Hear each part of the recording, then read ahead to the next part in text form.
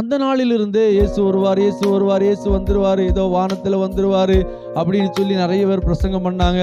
இயேசு 2000த்துல வந்துருவாரு அப்படின்னு பிரசங்கம் பண்ணாங்க. இதெல்லாம் நடக்கலையே அப்படின்னு சொல்லி ஒரு கேள்வி உங்களுக்கு இருக்கலாம். மனபாரம் யாவையும் அவரிடம் சொல்லு, உனை வழி காட்டும் இறைவனிடம் முழங்காலில் நில்லு. உன் உறவுகள் கைவிட்டால் உறவாக இருப்பார், உன் உடல் உன்னை கைவிட்டால் உயிராக இருப்பார். உன் தேவனை தேடு. ஆண்டவராய் இயேசுவின் நாமத்தில் உங்களை வாழ்த்தி வரவேற்கிறேன். தேவனாய் கர்த்தர் உங்களை அதிகமாய் ஆசீர்வதிப்பாராக. இந்த நாளிலும் கூட கர்த்தருடைய வார்த்தையை நாம் ஒருமித்து தேவ சமூகத்தில் தியானிப்பதற்கு தேவன் கொடுத்த நல்ல கிருபைகளுக்காக தேவனுக்கு நன்றி செலுத்துகிறேன். நாம் ஆண்டவராகிய இயேசு கிறிஸ்துவின் வருகை குறித்து நாம் தியானித்து வருகிறோம். தானியேல் 2ஆம் அதிகாரம் 45வது வசனத்திலிருந்து எப்போது இந்த உலகத்தின் முடிவும் கர்த்தருடைய வருகையும் இருக்கும் என்கிறதான அந்த 2ஆம் வருகையை குறித்து கடந்த செய்திகளில் எல்லாம் நாம் தியானித்து வருகிறோம். இன்னைக்கு நாம் ஒரு சில கேள்விகளும் அதோடைய பதிலும் நாம் பார்க்க போகிறோம். என்ன கேள்வி அப்படின்னா, ஆண்டவராகிய இயேசு கிறிஸ்து வருகிறார் வருகிறார் என்று சொல்லி பல வருடங்களாக போதகர்கள் போதிக்கிறாங்க. பழைய காலத்து செய்திகள் எல்லாமே ஆண்டவராகிய இயேசு கிறிஸ்துடைய வருகையை பற்றி அதிகமாக போதிக்கப்பட்டிருக்கிறது. இன்னைக்கு இருக்கிற அந்த காலகட்டங்களை வச்சு பார்க்கும்போது ஆண்டவர் இன்னும் வரல, எத்தனையோ வருடமாக சொல்லிட்டு இருக்கிறாங்க, ஆனால் இன்னைக்கும் இயேசு ஏன் வரல அப்படிங்கிறதான அந்த காரியத்தை தான் நாம் இன்னைக்கு பார்க்க போகிறோம். ஒருவேளை உங்களுக்கு அப்படிப்பட்ட கேள்வி இருக்குமானால் இந்த செய்தி உங்களுக்கு அதற்கு உபயோகமாக இருக்கும். ஒருவேளை நிறைய கேள்விகள் கர்த்தருடைய வருகை குறித்ததான இல்லைனா பைபிள் சம்பந்தமான கேள்விகள் இருக்குமே ஆனால் நீங்கள் எனக்கு தெரியப்படுத்துங்க. கீழே இருக்கக்கூடியதான அந்த கமாண்ட் செக்ஷன் இருக்குல்ல, அந்த கீழே இடத்துல நீங்கள் எழுதி சொல்லும்படி அன்போடு கூட கேட்டுக்கொள்கிறேன். கர்த்தர் நல்லவர். நாம் இன்னைக்கு 7 காரியங்களை பார்க்க போகிறோம், இல்லைனா 7 கேள்விகளை பார்க்க போகிறோம். ஏன் இன்னும் இயேசு கிறிஸ்து வரல? இது முதல் கேள்வி. 2வது, எப்பொழுது இயேசு வருவார்? இது 2வது கேள்வி. 3வது, நாம் ஏன் வருகையை குறித்து படிக்கணும்? அதாவது இந்த வருகை குறித்ததான செய்திகளெல்லாம் ஏன் நாம் கேட்கணும் அப்படிங்கிறது 3வது கேள்வி. 4வது, சபையில் எப்போவுமே இந்த வருகையை குறித்து பேசி பேசி நிறைய ஊழியர்கள் பயமுறுத்திக்கிட்டு இருக்கிறாங்க. அதனால இந்த வருகை குறித்து பேசி பயமுறுத்துகிறார்களா அப்படிங்கிறதான அந்த ஒரு கேள்வி. அடுத்து 6வதாக, ஆசீர்வாதம் விடுதலையை குறித்து போதித்தால் போதுமா, இல்லைனா வருகையை பற்றியும் இல்லைனா நியாயத்தீர்ப்பு இப்படிப்பட்ட காரியங்கள் எல்லாம் சபைக்கு கற்றுக் கொடுக்கணுமா? இது ஒரு கேள்வியாக இருக்கிறது. அடுத்து 7வதாக, உண்மையிலேயே பரலோகம்னு இருக்கா, நரகம்னு ஒன்று இருக்கா, இல்லை வருகைன்னு ஒன்று இருக்கா, உயிர்த்தெழுதல் இருக்கா, இயேசு சொன்னதெல்லாம் உண்மைதானா அப்படிங்கிறதான இந்த கேள்விகள். இந்த 7 கேள்விகளை நான் உங்களுக்கு சுருக்கமாக கொண்டு வரும்படியாக விரும்புகிறேன். உங்களுக்கும் நிறைய கேள்விகள் இருக்கும், எனக்கும் நிறைய கேள்விகள் இருக்கிறது. உங்கள் கேள்விகளை மறுபடியும் சொல்கிறேன், நீங்கள் எனக்கு தெரியப்படுத்துங்க. நாம் எல்லாம் சேர்ந்து அந்த கேள்விக்கான பதிலை நாம் வருகிற நாட்களை கற்றுக்கொள்ளலாம். இது எந்த கேள்வியாக இருந்தாலும் எனக்கு முடிஞ்ச அளவுக்கு எனக்கு தெரிஞ்சதை நான் உங்களுக்கு சொல்ல போகிறேன். எனக்கு தெரியாத காரியம் நீங்கள் கேட்டீங்க அப்படின்னா நான் உங்களுக்கு தெரியாதுன்னு சொல்ல முடியும். ஏன்னா எனக்கு தெரிந்ததை மட்டும், நான் கற்றுக்கொண்டது பரிசுத்த ஆவியானவர் எனக்கு கொடுத்திருக்கிற அந்த கொஞ்சம் அறிவில், அதாவது பைபிள் 100%ல் 1% அறிவு தான் எனக்கு இருக்கிறது. அந்த 1% அறிவை வைத்து கொண்டு, அந்த 1% இருக்கான்னு கடவுளுக்கு தான் தெரியும், அந்த அறிவை வைத்து நான் உங்களிடத்தில் சொல்லும்படியாக நான் விரும்புகிறேன். இப்போது நீங்கள் முதல் கேள்வியை நீங்கள் உங்கள் மனதில் கொண்டு வாங்க. ஏன் இன்னும் இயேசு வரவில்லை? இது நல்ல ஒரு கேள்வியாக இருக்கிறது. இயேசு இன்னும் ஏன் வரலங்க? அப்போ இதை நாம் எப்படி புரிந்து கொள்ளலாம்? நிறைய பேருடைய கேள்வி இதுதான். அந்த நாளிலிருந்தே இயேசு வருவார், இயேசு வருவார், இயேசு வந்துருவார், இதோ வானத்தில் வந்துருவார் அப்படின்னு சொல்லி நிறைய பேர் பிரசங்கம் பண்ணாங்க. தமிழ்நாட்டில் கூட ஒரு போதகர் இயேசு 2000த்தில் வந்துருவார் அப்படின்னு பிரசங்கம் பண்ணாங்க. இதெல்லாம் நடக்கலையே அப்படின்னு சொல்லி ஒரு கேள்வி உங்களுக்கு இருக்கலாம். சரி, முதல்ல இந்த இயேசுவின் வருகை குறித்து, அந்த நாட்களை குறித்து ஏன் நம்ம அறிந்து கொள்ளலை, இல்லைன்னா அந்த கேள்வி ஏன் வருது அப்படிங்கிறத நம்ம முதல்ல பார்க்கலாம். முதல்ல அந்த கேள்வி நமக்கு வருவதற்கு காரணம் என்ன அப்படின்னா, நாம் பைபிள் படிக்கிற விதம் தவறாக காணப்படுகிறது. தப்பாக நினச்சிடாதீங்க, நீங்கள் தப்பாக பைபிளை படிக்கிறீங்க அப்படிங்கிறதல்ல என்னுடைய செய்தி. அதை எந்த மைண்டில் படிக்கிறோம், எதை மையமாக வைத்து படிக்கிறோம், எதை தரிசனமாக வைத்து படிக்கிறோம், அதுதான் அங்கே முக்கியமாக இருக்கிறது. இது நான் விளங்கும்படி உங்கள்கிட்ட சொல்கிறேன். ஒரு குழந்தைய நீங்கள் ஒரு ஷாப்பிங் காம்ப்ளெக்ஸுக்கு கூட்டு போகிறீங்க, அங்கே நிறைய பொருட்கள் வைக்கப்பட்டிருக்கிறது. அந்த குழந்தை எதை எடுக்கும் அப்படின்னா மிட்டாய், அப்படி இல்லைன்னா அது விளையாடக்கூடிய பொருட்களை போய் என்ன பண்ணிடும், எடுக்கும் இல்லையா? ஒரு வாலிப பிள்ளையை கூட்டு போனீங்க அப்படின்னா அந்த வாலிப பிள்ளைக்கு தேவையானதை எடுக்கும். அதுக்கு என்ன தேவையோ அதை எடுத்துட்டு வரும். ஒரு குடும்பஸ்தர், அதாவது ஒரு திருமணமான நபரை கொண்டு போனீங்க அப்படின்னா குடும்பத்துக்கு தேவையான பொருட்கள், இன்னைக்கு அரிசி இல்லை, பருப்பு இல்லை, எண்ணெய் இல்லை, ஜீனி இல்லை, இதெல்லாம் வேணும் அப்படின்னு சொல்லி அதை என்ன பண்ணுவாங்க, எடுப்பாங்க. ஒரு வயதான ஆளை கொண்டு போங்க, அவங்க என்ன பண்ணுவாங்க, அவங்களுக்கு ஏற்றது எடுப்பாங்க. ஒரு பாட்டியை, ஒரு தாத்தாவை கூட்டு போனால் அவங்களுக்கும் சில பொருட்கள் இருக்கிறது. அப்போ பைபிளில் எது நமக்கு தேவைப்படுகிறதோ அதை மாத்திரம் எடுத்துக்கொள்ளுகிறோம். நமக்கு தேவை இல்லைன்னு சொல்லி எதெல்லாம் இருக்கிறதோ அதை விட்டு விடுகிறோம். அதுதான் முதல் பிரச்சனை. உங்களுக்கு புரியுதா? முதல்ல பைபிளில் தேவை இல்லாதது என்று ஒன்று இல்லை, எல்லாம் தேவையானது. நான் சொன்னோம்ல, ஆசீர்வாதம் தேவை, விடுதலை தேவை, ரட்சிப்பு தேவை, பரிசுத்தம் தேவை, உபவாசம் தேவை, வேத வாசிப்பு தேவை, சபை கூடி வருவது தேவை, ஊழியம் செய்வது தேவை. தேவையில்லாத ஒன்றுமே வேதாகமத்தில் கிடையாது. எல்லாமே வேத வசனத்தின்படி தேவையாக இருக்கிறது. ஆதியாகமத்திலிருந்து வெளிப்படுத்தின விசேஷம் வரைக்கும் ஏறக்குறைய 31,000 சில்லற வசனம் இருக்கு. இவ்வளவு வசனமும் தேவை. 1ஆம் அதிகாரம் 1ஆம் வசனம் தேவையான கேட்டால் தேவை. ஆதியிலே தேவன் வானத்தையும் பூமியையும் சிருஷ்டித்தார். தேவையா இல்லையா? தேவை. ஏன்னா இந்த வானம் எப்படி உருவாயிச்சு, இந்த பூமி எப்படி உருவாயிச்சு, இதெல்லாம் யார் படைச்சா?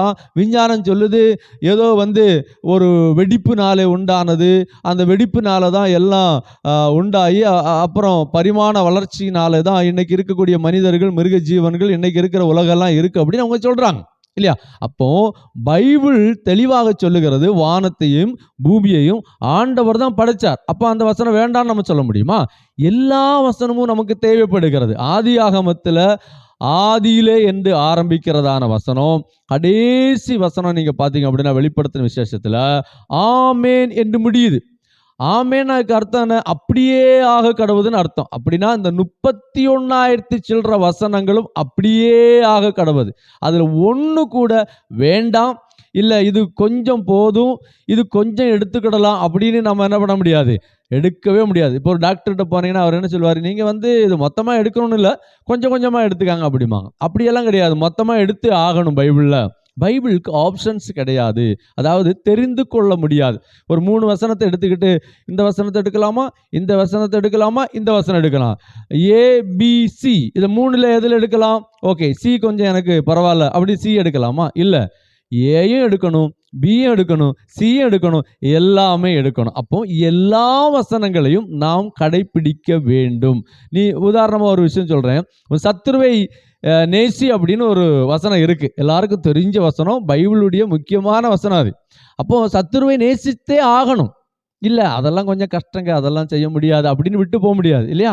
அது நமக்கு தேவையான வார்த்தை, தேவையில்லாத வார்த்தை கிடையாது. கண்டிப்பாக நாம் அதை செய்ய வேண்டும். சரி, இப்போ நான் பாயிண்ட்டுக்குள்ள வாரேன். இப்போ பைபிளை நாம் எப்படி படிக்கலாம், எப்படி புரிந்து கொள்ளலாம், கர்த்தருடைய வருகையை நாம் எப்படி அறிந்து கொள்ள முடியும் அப்படின்னா, முதல்ல பைபிளை இன்னைக்கு எப்படியெல்லாம் வாசிக்கிறாங்க அப்படின்னா, ஒரு சிலர்கள் இந்த பைபிளை ஆராய்ச்சி பண்ணுறாங்க. உங்களுக்கு தெரியும், நிறைய நபர்கள் இருக்கிறாங்க, ஆராய்ச்சி பண்ணுகிற ஆட்கள் இருக்கிறாங்க. இந்த தொல்பொருள் ஆராய்ச்சியாளர்கள் அப்படின்னு சொல்லுவோம்ல, அவங்க ஆராய்ச்சி பண்ணுவாங்க. பைபிளில் எழுதப்பட்டதெல்லாம் உண்மைதானா, அங்கே போய் தோண்டி பார்ப்பாங்க, இங்கே போய் தோண்டி பார்ப்பாங்க, பழைய காலத்ததெல்லாம் நடந்ததெல்லாம் எடுத்து பார்ப்பாங்க, வரலாறு எடுத்து பார்ப்பாங்க, கடைசியில் இது உண்மையா பொய்யாங்கிறத நிரூபிப்பாங்க. இது ஒரு கூட்டம். இரண்டாவதாக பைபிள் காலேஜில் போய் படிப்பாங்க, இந்த வேதத்தை கற்றுக்கொள்வதற்காக படிப்பாங்க இல்லையா? அது ஒரு கூட்டம் இருக்கிறது. மூன்றாவதாக வீட்டில் இருந்துக்கிட்ட வேதத்தை அறிந்து கொள்ள படிக்கிறவங்க இருக்கிறாங்க, நிறைய பேர் இருக்கிறாங்க படிக்கிறவங்க. அப்படிப்பட்ட நபர்களே நமக்கு தனியாக கண்டுபிடிக்க முடியும். எப்படின்னா, அடிக்கடி அவங்க நம்மகிட்ட கேட்பாங்க, பாஸ்டர் இது என்ன எனக்கு புரியலை, இந்த வசனம் என்ன எனக்கு புரியலை அப்படின்னு அவங்க கேட்குறாங்கன்னா அவங்க அதை அறிந்து கொள்ள விரும்புகிறார்கள் அப்படின்னு பொருள்படுகிறது. கேட்கவே மாட்டாங்க, பைபிள்ல இருந்து டவுட்டே வரல அப்படின்னா அந்த நபர் பைபிளை ஒழுங்காக படிக்கலைன்னு பொருள்படுகிறது. உண்மையிலே நானும் சொல்கிறேன், எனக்கு நிறைய கேள்விகள் இருக்கிறது. நானும் சில போதகர்களிடத்துல கேட்பேன். சிலதை நம்ம நெட்டில் சர்ச் பண்ணுவோம், சிலதை நம்ம புக்கில் போய் பார்ப்போம், சிலது விடையே கிடைக்காது. அதை சில போதகர்கிட்ட கேட்போம். அவங்க அதை சரியா சொன்னாங்க அப்படின்னா நாம் அதை ஃபாலோ பண்ணுவோம். ஏன்னா எல்லாருமே எல்லாத்துலேயும் கற்று தேர்ந்தவங்க கிடையாது இல்லையா? எவ்வளவு பெரிய போதகர்களாக இருந்தாலும் எல்லாம் படித்த ஒரு ஆள் இந்த உலகத்தில் யாருமே கிடையாது. ஒருவேளை அவங்களுக்கும் சரியான விளக்கம் தெரியாமல் இருக்கலாம். நிறைய காரியங்களுக்கு விளக்கங்கள் இதுவரைக்கும் சில நபர்கள், சில ஊழியர்கள், இல்லைன்னா சில ஆராய்ச்சியாளர்கள் சொன்னதே கிடையாது. காரணம், சிலது இப்படி இருக்கலாம் அப்படின்னு தான் என்ன பண்ணியிருக்கிறாங்க, சொல்லியிருக்கிறாங்க. அப்போ கேள்வி வரணும். உங்களுக்கு இங்க படிக்கும்போது உங்களுக்கு கேள்வி வருதா? நீங்க உண்மையிலேயே பைபிளை நேசிக்கிறீங்க, பைபிளை படிக்கிறீங்க. எனக்கு எந்த கேள்வியும் வரலங்க. நான் எல்லாம் படிச்சுட்டேன், 66 புத்தகம் படிச்சுட்டேன், கதையா தெரியும். நிறைய பேர் சொல்லுவாங்க, நான் 200 முறை படிச்சுட்டேன், 300 முறை படிச்சுட்டேன், ஒரு கேள்வி கூட வரலையா? அப்படி வராமல் நீங்க படிச்சிருந்தால் நிச்சயமாக நான் சொல்றேன், நீங்க பைபிள் படித்தது, இதுவரை படித்தது விருதுவாக காணப்படுகிறது. எப்போ உங்களுக்கு கேள்வி வருகிறதோ அப்பந்தான் ஞானம் வரும். கேள்வி வந்தாதான் நீங்க படிப்பீங்க, ஆராய்வீங்க, அதை தேடுவீங்க, புரிந்து கொள்வீங்க. கேள்வியே வராம படிச்சுக்கிட்டு இருக்கீங்க அப்படின்னா வேஸ்ட். நிறைய பேர் இந்த பைபிளை 10 முறை படித்து முடிச்சிடணும், 20 முறை படித்து முடிச்சிடணும், இந்த வருஷத்துக்குள்ளே படித்து முடிச்சிடணும், இந்த நாட்களுக்குள்ளே படித்து முடிச்சிடணும், அப்படி படித்து முடிச்சிடணும்னு ஒரு ஆள் படிக்கிறாங்கன்னா அது வேஸ்ட். நீங்கள் படிச்சுக்கிட்டே இருங்க, படித்து முடிக்கவே முடியாதுங்க அந்த பைபிளை மட்டும். நீங்கள் மற்ற புஸ்தகத்தெல்லாம் படிச்சுட்டு ஓரம் கட்டலாம்.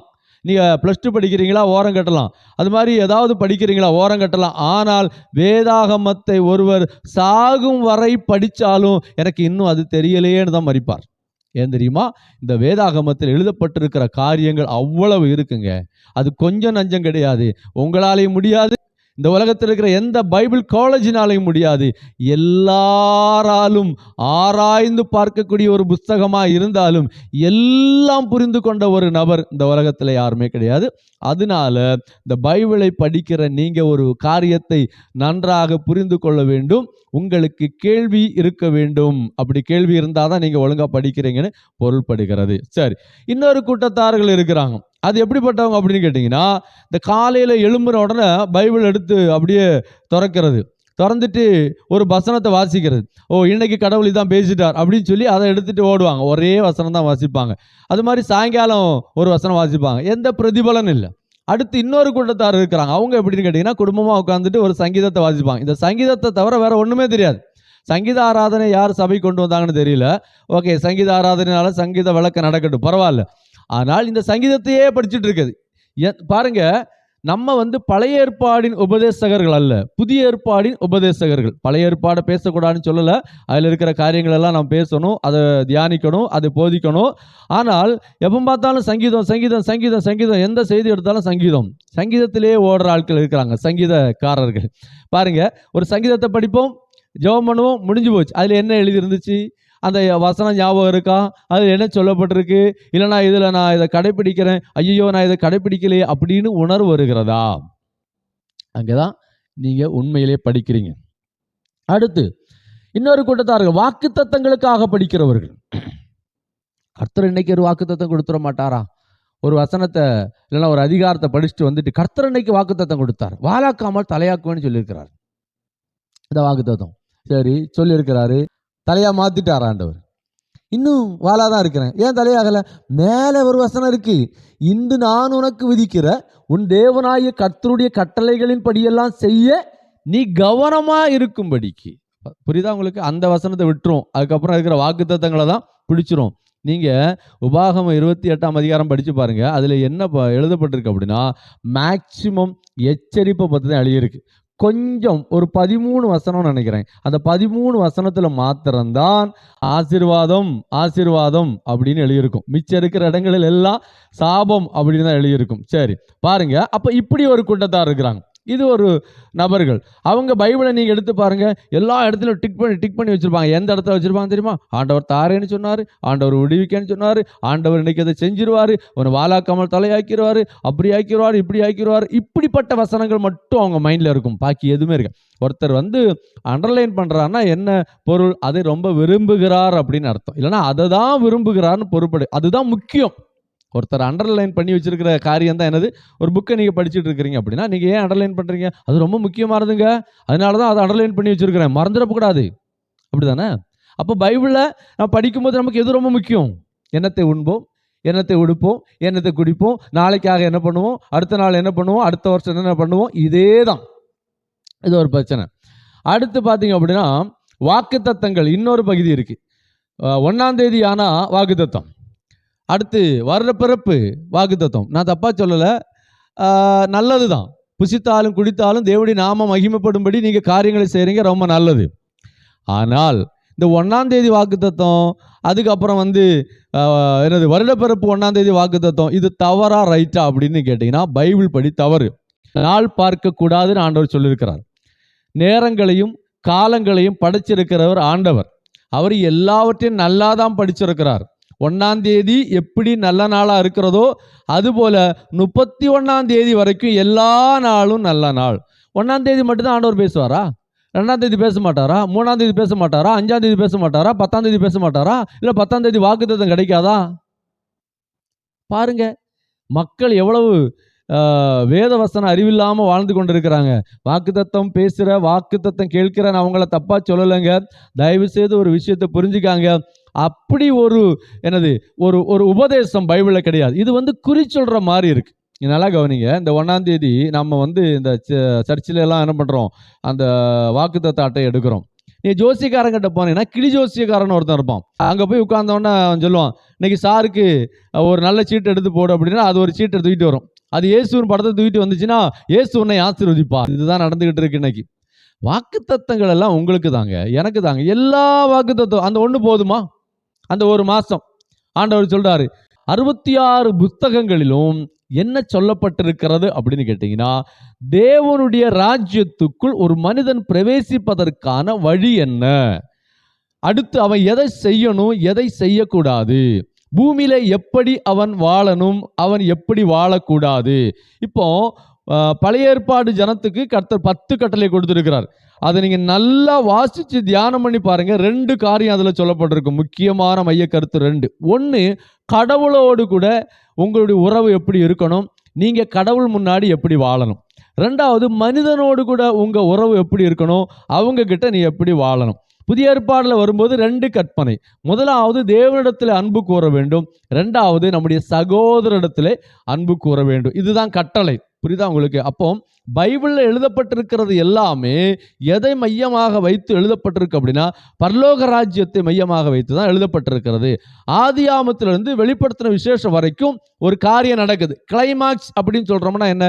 ஒரு காரியத்துடைய முடிவு இல்லையா? அதுதான் கிளைமாக்ஸ். பொண்ணு பார்க்க போறீங்க, பொண்ணை பார்த்துட்டீங்க, பொண்ணு பிடிச்சாச்சு, பேச்சுவார்த்தை நடத்துறீங்க.